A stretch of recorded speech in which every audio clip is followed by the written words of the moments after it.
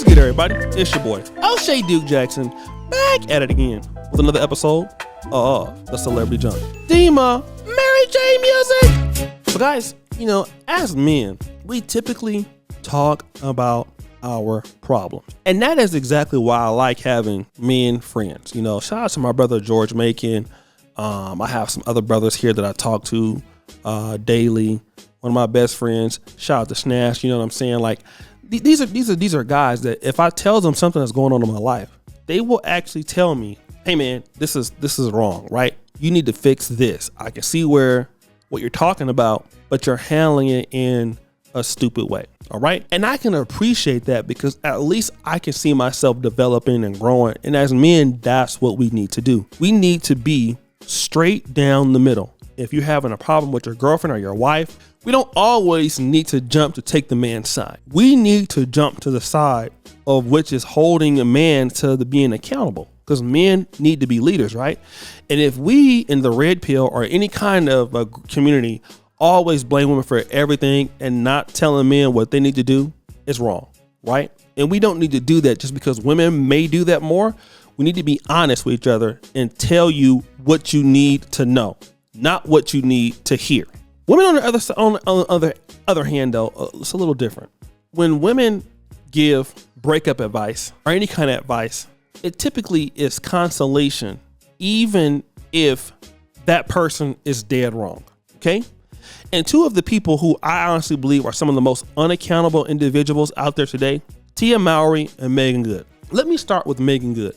Meagan Good recently talked to E! News, and Tia Mowry did also. But before that, she spoke with Essence. And of course, she admitted that, she didn't want to break up with Devon Franklin and that she didn't know any reason why he left her. So she turned to celibacy. She turned back to God, although Devon Franklin was a preacher of the gospel. And pretty much she absolved herself for any wrongdoing. All right. And then now she's giving advice to women going through something different or going through the same thing. Same thing with Tia Mowry. She split from her husband, Cory Hardrict. And then now she's on Twitter talking about she knows love will find her again. Then she's making all of these cringe videos on Twitter and on Instagram. And people think she's making herself look like really crazy. And so these are the women who, again, blame everybody except for themselves. And Cory Hardrict, she's saying she's tired, basically she got tired of taking care of him. She got tired of, building a life for him and sacrificing for him. Not remembering that she's the reason at that stage why nobody else married her. Like when she married Cory Hardrict, she had a choice to either stay single or marry somebody else. But the problem was that at that stage, nobody of any real value was trying to marry her. So she married Cory Hardrict. So she married this guy at his level, his situation, and she's complaining about it, not being accountable for the fact that at that time in your life, still, you had ran off every other opportunity for a guy on your level. Okay. So with that being said, here's the advice they're giving women on E! News. Here's what Tia Mowry gives to women who have recently broke up from their man. Sad music. She says this: I would just say love yourself. Self-love is the most important thing. Spend time with yourself. Have grace with yourself. She always says this: I've always been next to someone.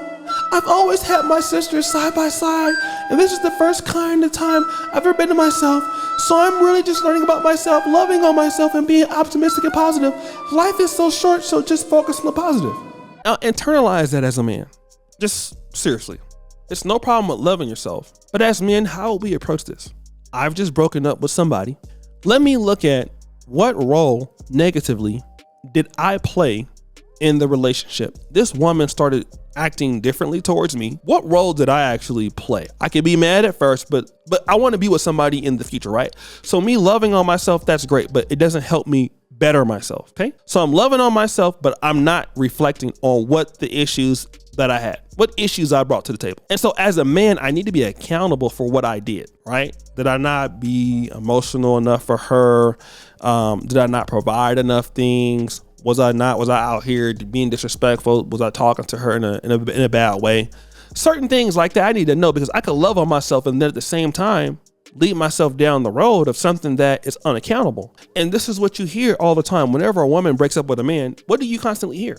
Love on yourself. Take care of yourself. Spend time with yourself. Put yourself first. Then you'll see, like Tia Mowry, the Twitter tweet, I know love will find me someday. Well, how is somebody going to find you someday and you didn't learn from what experiences that you went through?